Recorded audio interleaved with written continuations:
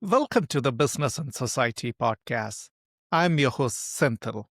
Every fortnight, I sit down with leading thinkers and practitioners to explore the big issues shaping business and society.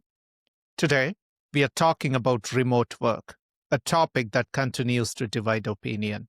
Some companies see clear benefits, while others are pushing for a return to the office. To help us make sense of it, I'm joined by Professor Nick Bloom of Stanford University. Nick is one of the world's foremost experts on remote and hybrid work, influencing how leaders think about productivity, innovation, and the future of work. I hope you find this conversation both insightful and enriching. Nick, very warm welcome to the show.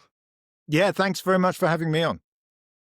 Well, I'll tell you a small story. This was like 1.5 years back. I was speaking to one of my mentors about starting a podcast. So he was asking me, okay, what are the kind of guests you want to invite? What do you have in mind? So I said, look, there are professors like Nick Bloom in Stanford who do such compelling research on issues like work from home. My goal is to invite such people. So 1.5 years down the line, I see this interview as a high point in my podcast career. You're making me blush, even though this is a podcast. Thank you very He much. will be listening to this. Such a delight, Nick. And I've been an Thank you. admirer of your work since COVID. Thank you so much for joining me today. Well, thanks so much for having me on.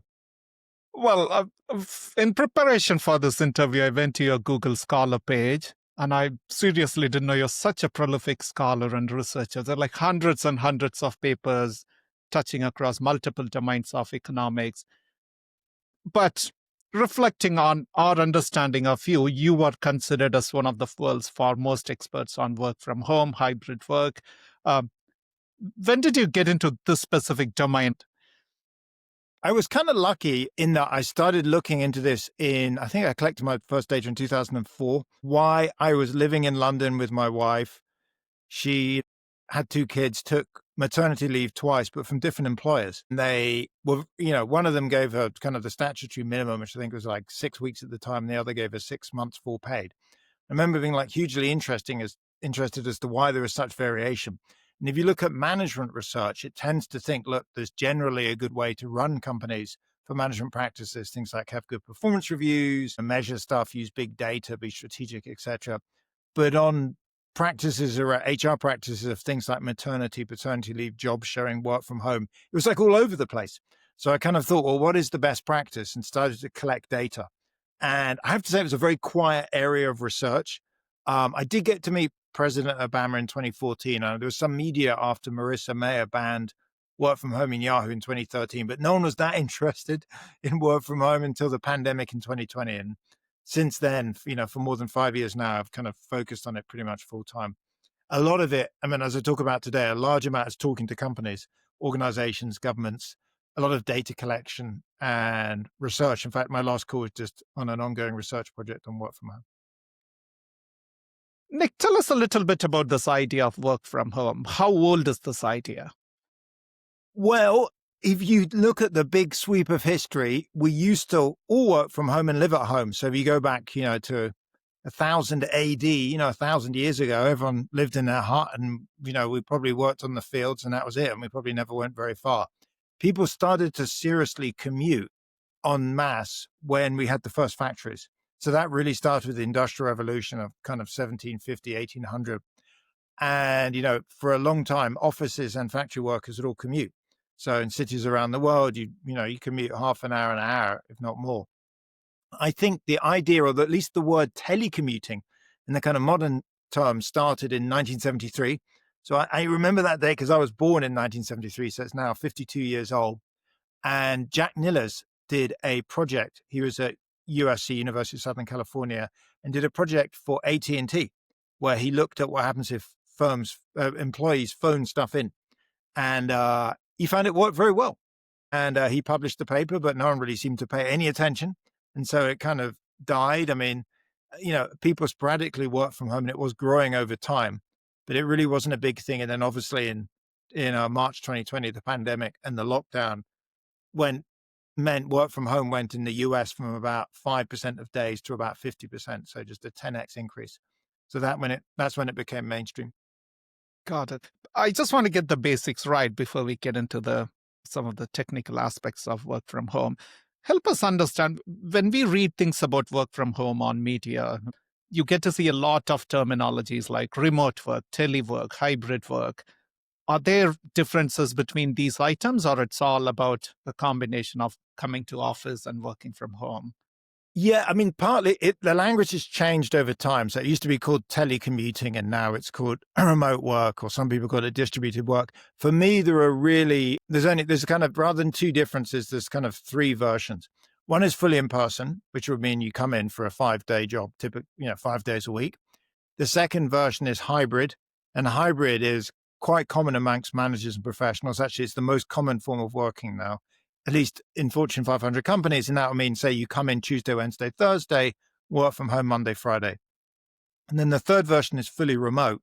And that will be, say, Airbnb, and you work fully remotely. And typically, even fully remote workers are meeting up once every other month, but there's certainly no regular cadence coming to an office, and you probably don't even have an office. You just, there is no seat or desk allocated to you. So that's actually a 3-part split. And, my big struggle often when I talk to people is they confuse 2 and 3. So when you hear people like Jamie Dimon or Elon Musk or David Solomon, they're often beating up on work from home, and they're attacking fully remote and using it as a reason to get rid of hybrid. And they're just kind of different things.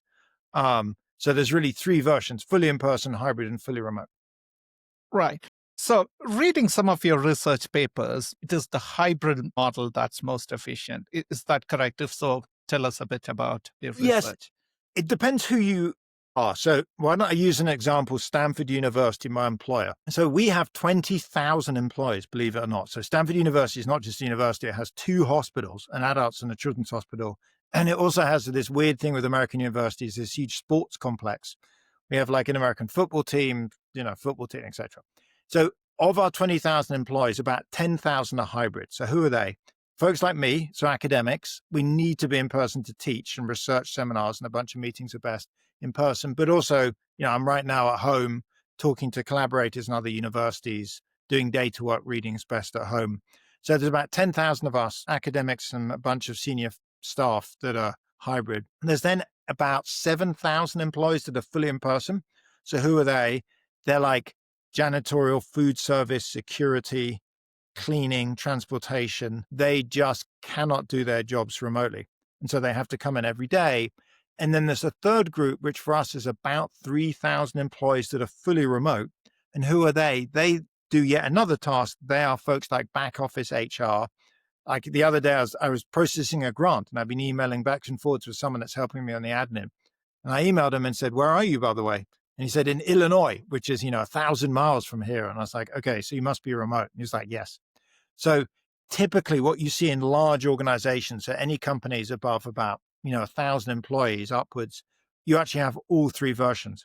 So probably your listeners are mostly managers and professionals. And for those types of jobs, people with university degrees, they are typically hybrid. For people that left school at 16 that have kind of low paid jobs paid by the hour, they are typically fully in person. Let's keep to these 3 classifications. That makes it crystal clear. If you look at a country, let's say United States, for example, what percentage of employees fall into these 3 buckets? So if you look at the US, there are roughly 60% of people have to come in every day. So this data is all, you're in Australia, but this is true across Northern Europe, Australia. I have one project that's collecting global data. So I have data for Australia, New Zealand, UK, and right across Europe into Africa, Asia, South America. So what you generally see is around 60, 70% of people, depends on the level of, but for Australia or the US, have to come in every day. There's around 30% that are hybrid. So that's most managers, professionals. If you think of someone has a university degree, is working in a kind of graduate job, they're probably on a hybrid schedule, most commonly working from home 1 or 2 days a week. And then there's around 10% of people that are fully remote. Who are they? They tend to be folks in back office and support, a lot of call centers. So most call centers now are, mostly remote, payroll, etc. Interesting. Are there differences between countries, Nick? Say Australia evolves differently in terms of work from home versus the United States or a developing economy, say in South Asia, or it's all the same because the pandemic was global? No, so they are very big. So we have a paper we just put out. We surveyed 40 countries. To give you a rough overview, what you see is, oddly enough, English-speaking countries. So, well, the ones we surveyed, at least, the US, Canada, Australia, New Zealand, England, Ireland, they tend to have the highest levels of work from home. It's pretty high in Northern Europe. Think Germany, Sweden, France. It then lower in kind of Southern Europe, Portugal, Greece, a bit lower in South America and Africa, and it's lowest of all in Asia. So then, China, Japan, South Korea, etc. So the question is, why is that massive variation? And there are various reasons. One is industrial structure, level of development, connections of broadband, city size, etc. It looks like probably the largest factor we could see that explains it across countries, oddly, is kind of cultural factors.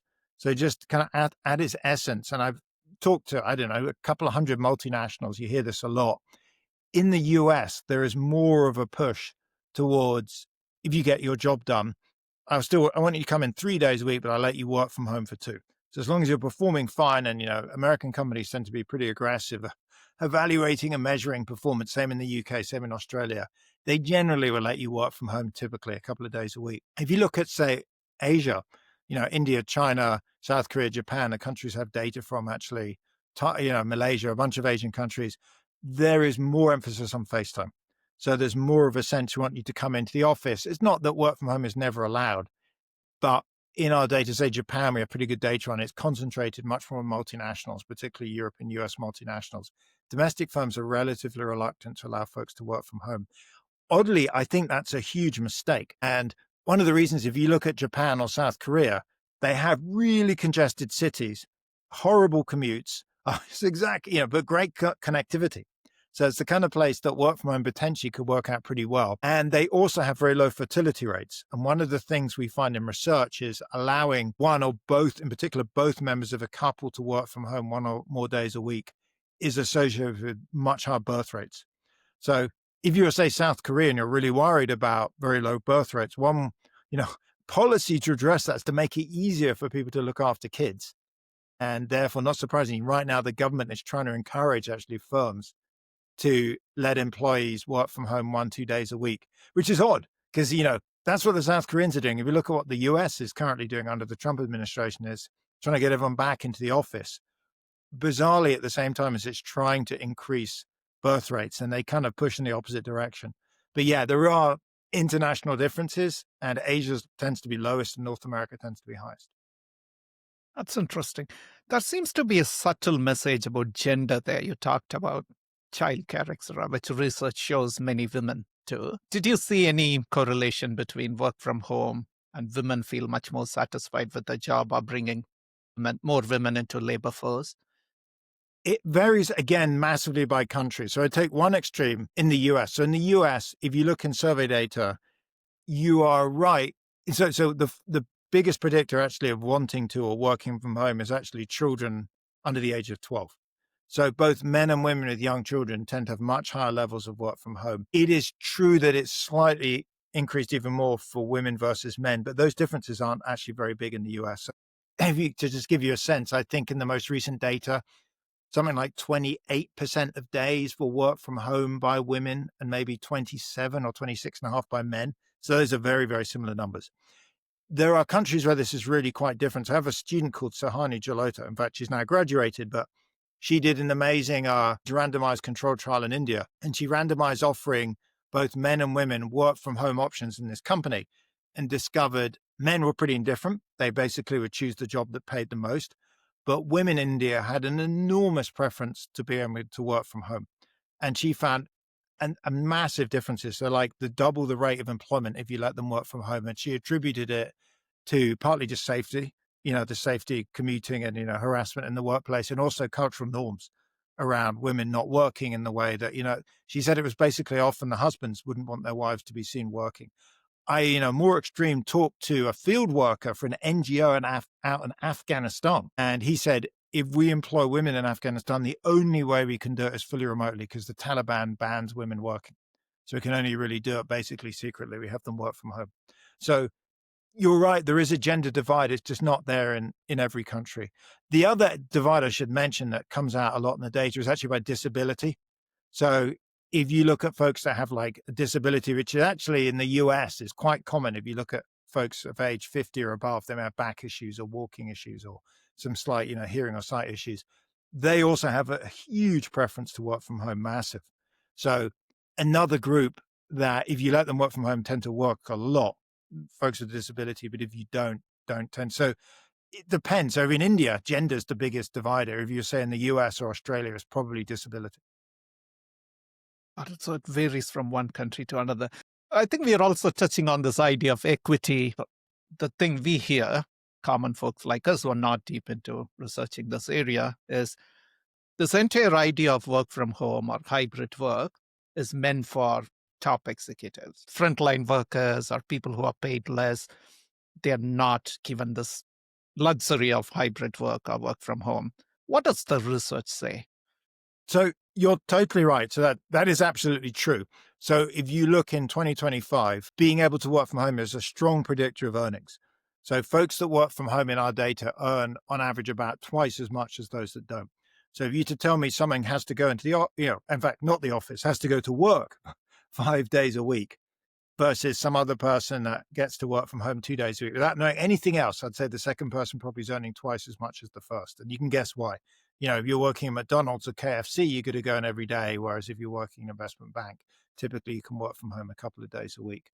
So that is true. Interestingly, that was not true prior to 2020. So one of the big things that was a revolution about the pandemic is if you go back to 2018 or 2010 or 2000, I have data from that, you see that working from home was associated with lower pay.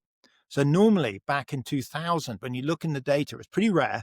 And to the extent it happened, it was often actually folks with kids, particularly women, that would do it at a big pay cut, but as the only way they could be able to work and work from home. And suddenly post 2020, it's totally flipped. Now it's kind of execs. And you're right, it's kind of seen as a status symbol and something people show off about almost, versus before the pandemic, it was something that was, you do it as a compromise in order to keep your job. So that's true. And that is also an issue. So when I've talked to companies, it comes up a lot. There's the kind of them and us. It is hard to deal with it.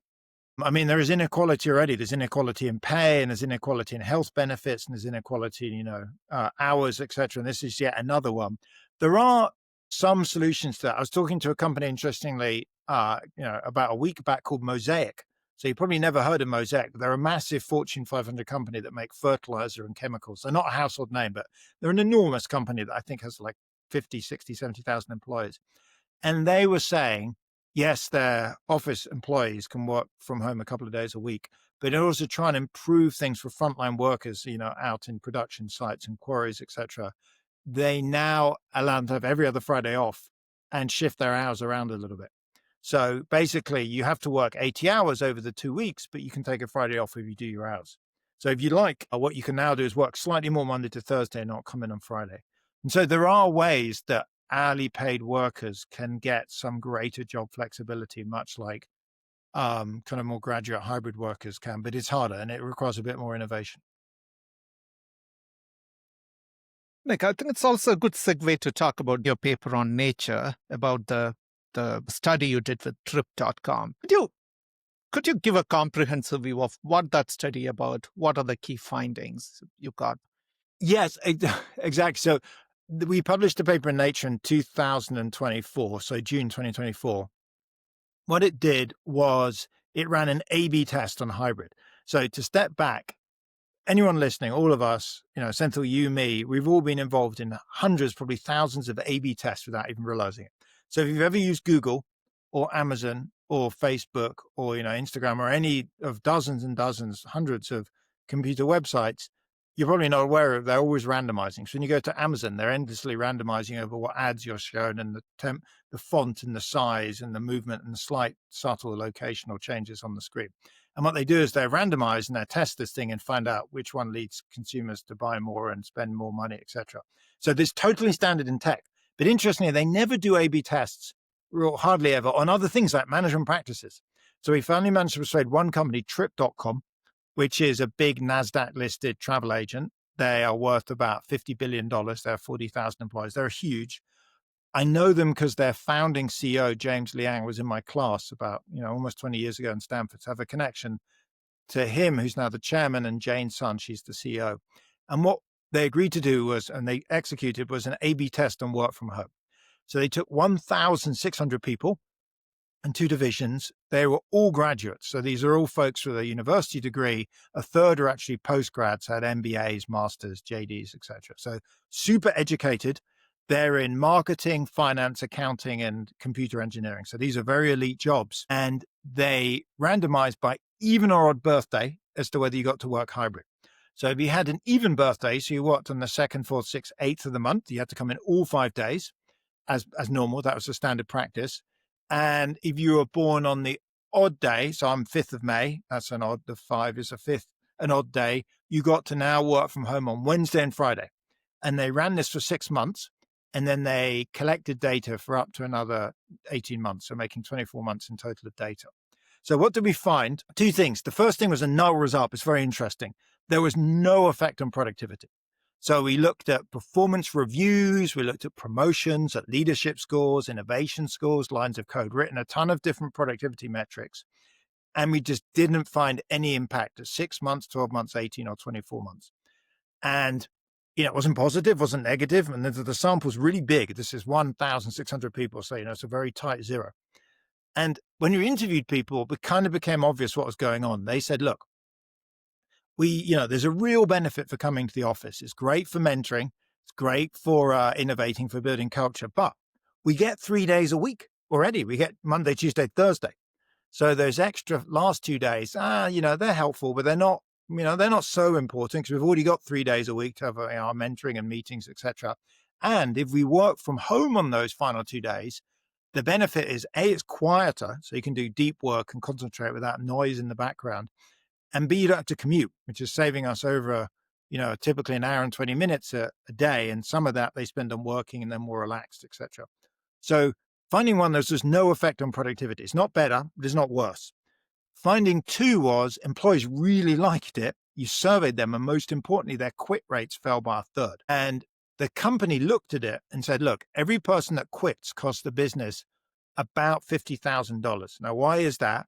They said, well, if somebody quits, so Senthil, if you're working for me and you quit, I've got to go out, re-advertise. I then got to go interview a bunch of candidates. Whoever I pick, I've got to onboard them. I then got to spend 6 months, maybe even a year, training them, getting up to speed. I have the lost production or lost, while you're out. It said it's an incredibly expensive process, and they reckon it costs them $50,000. And so they said, look, the C-suite, the executive, the CEO, looked at the data and said, this is a total no-brainer.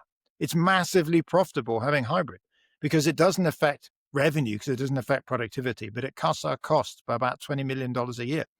So as a result, they just rolled it out to the whole business. And that, in a nutshell, is why hybrid is now adopted by 70% of Fortune 500 companies. It's just very profitable. So when I talk to managers and execs, there are lots of social reasons, saving on climate and keeping families together reasons, et cetera, to promote hybrid. But ultimately for managers, they answer to the board and to the CEO. So they're under pressure. And the best reason is, honestly, it helps improve business performance and profitability. Why do we hear from some top CEOs or highly respected Jamie Dimon, for example, who are critical about productivity and remote work? Well, there are kind of 4 reasons going on. One is that, take Amazon, that's a high profile example, or the US federal government. One reason is this is really a way to reduce headcount. So if you look at Andrew Jassy's memo, when Amazon announced the full return to the office, in the same memo, he talked about the company was too big, they need to delayer, reduce headcount, et cetera. And so one way is the thinking, look, I'm Amazon, I got to cut headcount by 10%. In fact, they have been shrinking. If you look at their SEC filings, their number of employees has been falling. And one view is, look, I just fire a bunch of people, but it's expensive. I got to pay severance pay, and that's a costly thing to do. So why don't instead I ban work from home and just hope 5 to 10% of employees will quit? And that's what the federal government's been doing in the US with part of Doge. So, in some ways that sounds great, but there's an obvious downside to this, which you don't choose who gets to leave. Your employees choose. And often it turns out it's the best employees that walk out the door, not the ones you might choose. And so what you tend to see is, yes, you can cheaply reduce headcount, but it comes at a real cost because your best performers tend to exit. And in fact, Amazon right now is now struggling a bit with cloud and AI probably in part because of that, because some of their top talent walked out the door after September 2024. But that's reason one. Reason two, there's a great study out of Pittsburgh by this guy, Mark Marr and co-authors, where they studied the Fortune 1500 companies and looked at when they made return to office announcements and looked at what predicted that. And, what happens afterwards. Turns out the biggest predictor of an RTO announcement is a drop in stock price in, the few months running up to it. So the interpretation is, look, I'm a CEO of a company. The stock price is doing badly. I'm under pressure from my board. I may honestly be under risk of getting kicked out of the firm. And I come up with a plan. I say, you know what? It's work from home. And if only I can ban work from home, which I'm now going to do, things are going to be better. So I think the second reason is it's a blame game. In his data, by the way, after they ban work from home, so they RTO, interestingly, performance doesn't get better, but doesn't get worse either. Stock price doesn't go up, it doesn't go down. So I wouldn't say it goes in either direction. So it's kind of a nowhere. What you do see is Glassdoor ratings of the company plummet. So the employees are really angry. There's tons of comments and annoyance, but, so number two is an excuse. Number three is for some particularly older CEOs, having talked to them and having looked at statements. I think, I'm 52, so I'm kind of roughly in this age group. But if you look at people, certainly 55 plus, maybe 60 CEOs, current CEOs, to be a CEO for start off, they've done incredibly well. So these are incredibly highly able, super successful, very smart, very driven individuals. But when they look at themselves, they think, look, I started my working life probably in the mid 80s. I've been in person for the first 25, 30 years. And that was when my career really took off. And so they view as that's the way the world should be. And so they tend to kind of self-project that. And so you tend to see also the companies with the most aggressive returns tend to have very powerful, typically older male CEOs that are pushing everyone back. So that's reason three. Reason four, I think, is there's a lot of confusion linking back to what I said at the beginning between fully remote and hybrid. And so often the statements in the media are not so much these execs hate hybrid, they just don't like fully remote. And I have some sympathy for that. Fully remote can damage productivity, mentoring and culture building. But they tend to say, like Elon Musk is kind of, pin up for this. He beats up on working from home. But what he was complaining about when you look at it was like April, May, June 2020, when everyone was fully remote.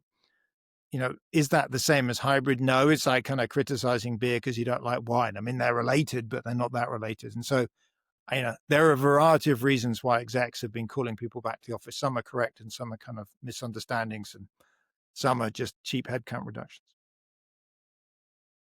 Interesting. Is it something to do with the industry, Nick? I'm not sure whether you did research on multiple industries. Trip.com, I booked ticket. I've been a user of their platform versus Amazon, a very different operating model. Same goes for banking. Did your research cover all these sectors? So there is huge industry variation. You may be surprised, possibly given your examples for what's top and bottom. Probably the best data on this is the US Census Bureau in the US has surveyed 150,000 firms to collect data on this. It's an enormous data set, and they did this at the end of 24, beginning of 2025. What they find is top of the charts, most work from home days is actually technology, information, which is kind of like tech firms. On average, that's 2.7 days a week. So, Amazon's a bit of an outlier, but if you look at most tech firms, Google's, Microsoft's, Facebook's, Upwork, Dropbox, etc., they're a mix, but on average, they're only in the office half the time and working from home half the time. Finance is pretty high too. I'm aware that Goldman Sachs and JP Morgan are trying to get people back 5 days a week, but they're not doing it for all their employees, and that's definitely not all firms. Finance is pretty high, mainly because it's a desk job using a computer, and that's the kind of thing can be done at home. So if you go all the way to the other end, the lowest industry at 0.1 day a week, so hardly anything, is accommodation. So if accommodation, think of hotels, you really can't run hotels from home. Food service is just above it. So yes, industry shows huge variation. It's mainly, if you want to look at high work from home industries, it's places that have graduates using a computer. You want to look at low work from home industries, it's people with loads of frontline workers serving food, serving customers, using equipment like manufacturing. Right. So suppose if you want to look at the productivity, that cannot be binary answer. You have to factor in the sector. Is that a fair observation? Yeah, ultimately it's really the occupation. So I'll give you three different occupations as an example. One is burger flipper. It's like almost impossible to flip burgers from home. So productivity working at McDonald's from home, if you're supposed to cook burgers, is zero. I mean, you just can't do that. Second case, maybe someone like me, I could teach over Zoom. I did it in the pandemic, but I'd say it's pretty horrible. So my sense of how much I could teach in an hour is about 50% of what I could teach in a classroom in person. I mean, students were not paying attention. I'm not surprised. I would find it very hard to be on, being taught on Zoom. So it's possible, but it's much less productive. And then example three would be call centers. So I have now three different papers looking at call centers, and all three of them, you find people are more productive working at home. So why is that? Well, the reason is if you've ever worked in a call center or visited them, the way you manage them is not watching what people do, is you just know how many calls they're answering per hour. And somebody distantly is randomly listening to 1% to give you a quality assurance check and other metrics. So nobody's watching whether somebody's working. It's all done by, distant monitoring. So you don't need to be in the office. And if you let those employees work from home, it's a lot quieter. So call centers are really noisy. It's a low wage job. So they tend to pack them into these rooms.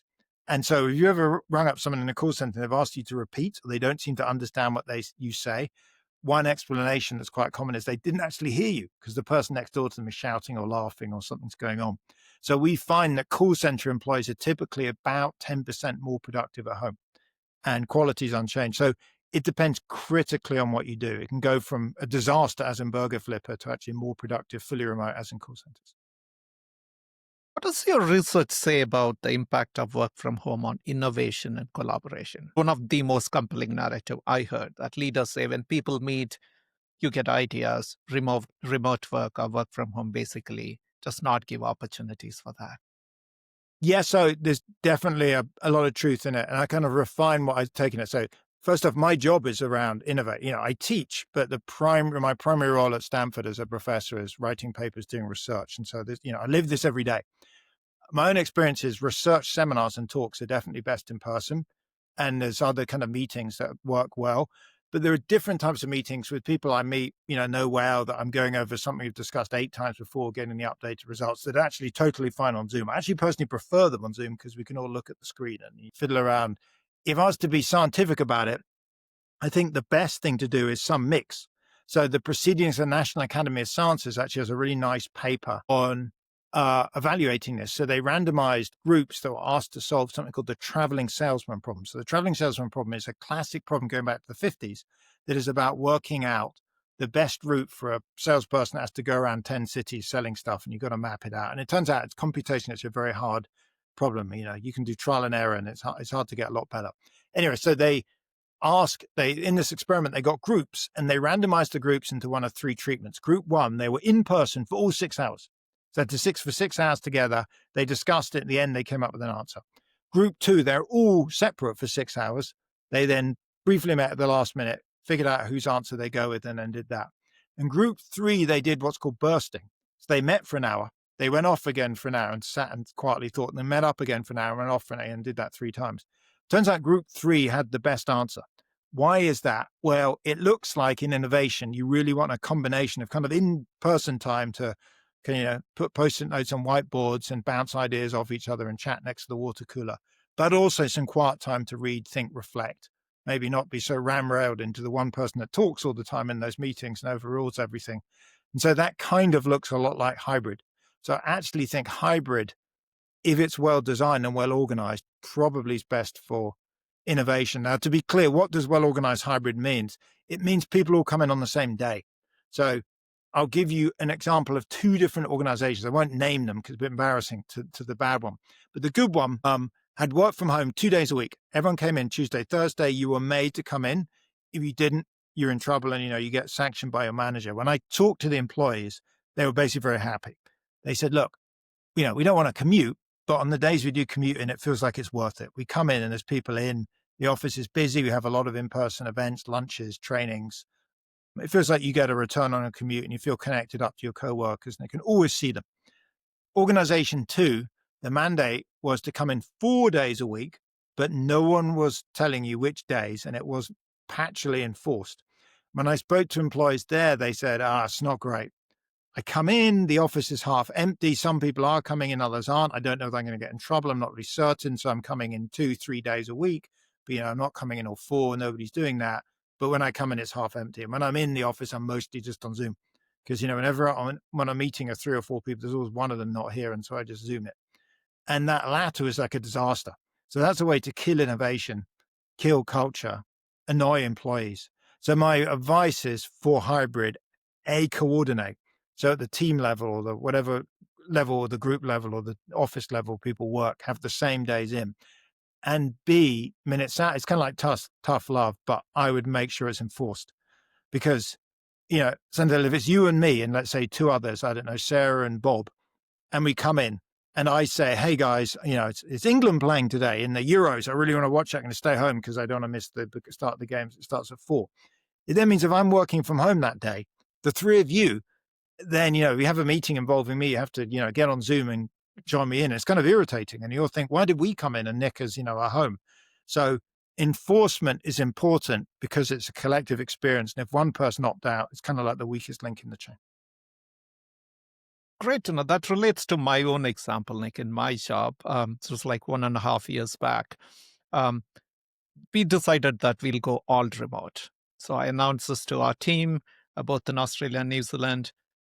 But right after 1 or 1.5 months, the team got back and saying that, sorry, this is making us very lonely. We want some office time.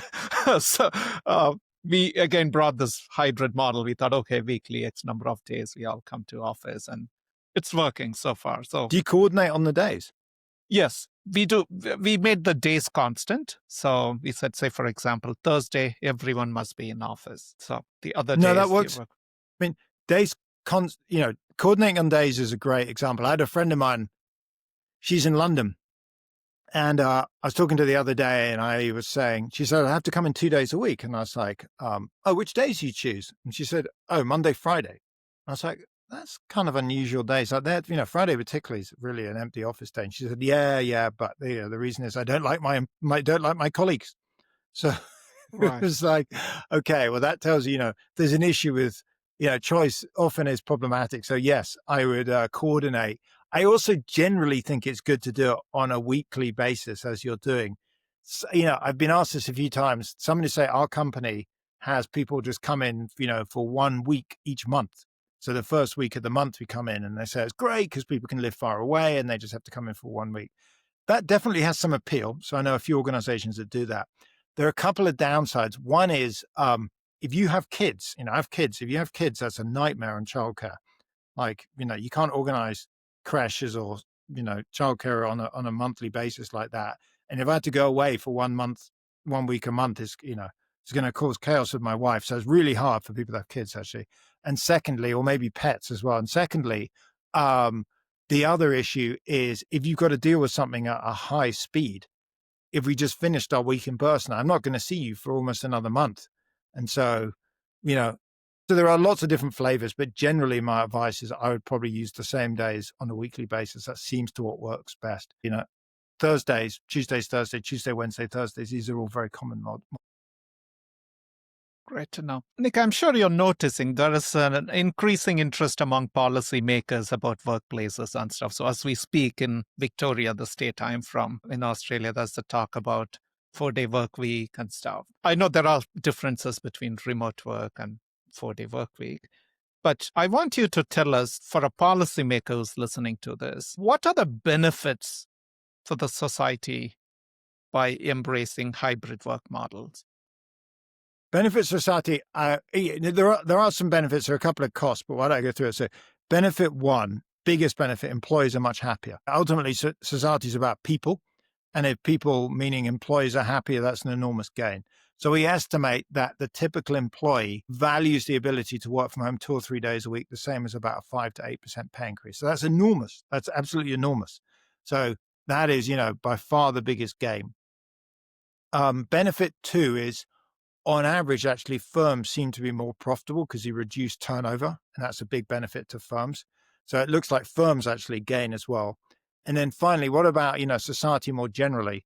Well, there are some costs and benefits. I'll go through a couple of benefits and a couple of costs. So a couple of benefits. One is there's less commuting. So that reduces transit pollution. And, I think it's something like driving and transit is something like 20% of all pollution. So it's material. It's not massive. You're not gonna end climate change, but you gonna make a dent. And secondly, it means that parents have more time with their kids. So if you look at the American Time Use Survey, for example, you see people on hybrid, both men and women are spending, I think it was 1.5 to 2 hours more a week with their children, which in the long run is a big benefit. Means they have more space. You can live a bit further out. What are the downsides? I mean, one obvious downside is big cities, particularly big city centers, are a bit quieter. It's not obvious to me that's an enormous issue, actually. So if I look at San Francisco, there are huge protests, and Sydney, I know, is definitely the same in Melbourne, about it's so expensive to live in the center of these cities and people complaining about that they're being priced out. And so if some, techies and bankers and people in financial services move out to the suburbs and aren't in city centers quite as much, that's maybe good. I mean, it, reduces property prices and means some other people can live in there. I think the bigger thing that's a problem, and it may not be in Australia, is in the US, is tax. So it turns out, due to a kind of a quirk of history, American cities are very small.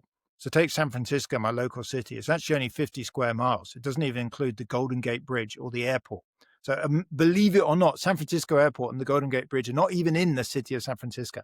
Why is that relevant? Well, it means if a bunch of employees go to hybrid and some firms move out or are in the city less and employees are living out, they're not paying as much. They're not paying taxes to the city anymore. They're paying out to the suburbs roundabout.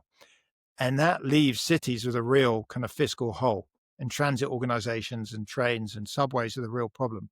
And so that is ended up also being a bit of an issue. Now, it isn't a national issue. That tax is going somewhere, but it's going out to the suburbs. So in London, where I'm from originally, the city is enormous. So if you move out to the suburb, you're still in London.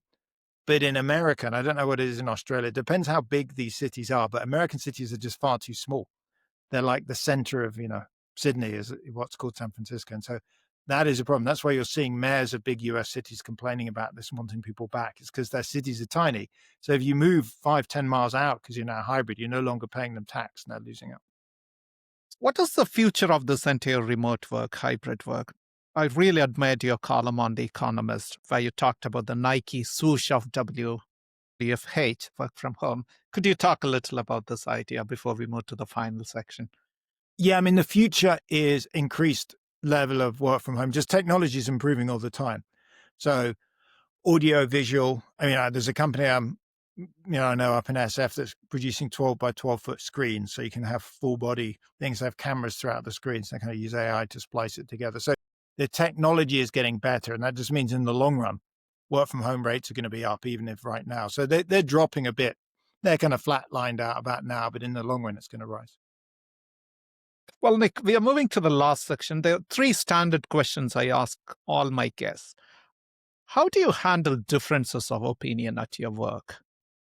Well, my gosh, I'm an academic, so you can't imagine how many differences of opinions there are. In academia, generally, there's good and bad sides of academia. This is one of the areas where I think is good. There is open discussion. So there are different opinions all the time. Professors, are not bashful about making their opinions felt, but at least in economics, I don't know how it varies, but particularly in research seminars and meetings, people kind of logically debate it. And thankfully, there's no real boss character. I mean, I'm a professor. There's what's called the head of department, but he or she is not really my boss exactly. So you're not shy. I have also worked in the UK government, and I worked in consulting in McKinsey. And in those two environments, I was less certain that I could speak up. There was one incident in one of those organizations I spoke up and spoke the truth, but, I regretted speaking truth to power, put it that way. So I would say if you're in, the corporate world or in government, is less obvious. You want to, if there's a difference of opinion, sometimes I hate to say it, but your best advice, I tell this to my kids, is just to bite your lip and move on. So, you do not want to cross a minister or cross a partner in McKinsey, even if you're right and they're wrong.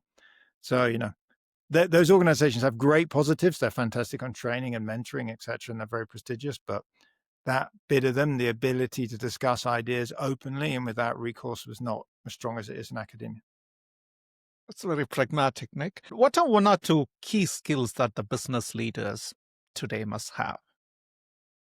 Oh my God. I mean, I'm not a business, I'm involved in some startups, but I mean, maybe analyzing data I mean, to the extent that I talk to a lot of folks in exec ed classrooms. I do talk to a lot of CEOs, CHROs, etc. The folks I'm most impressed with tend to be pretty data focused.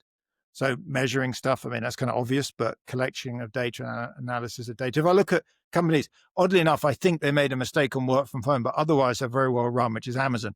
So I know Amazon well, and they collect and measure data on everything and tend to be really efficient. Interestingly, on their decision to cancel work from home, they did not do any analysis. I know somebody quite senior, and they said that was an executive decision, probably pushed on them by Bezos, but no one's quite sure. So generally, you want to make, data-driven decisions as a leader. I think that would, be the advice I could give people that's most obvious.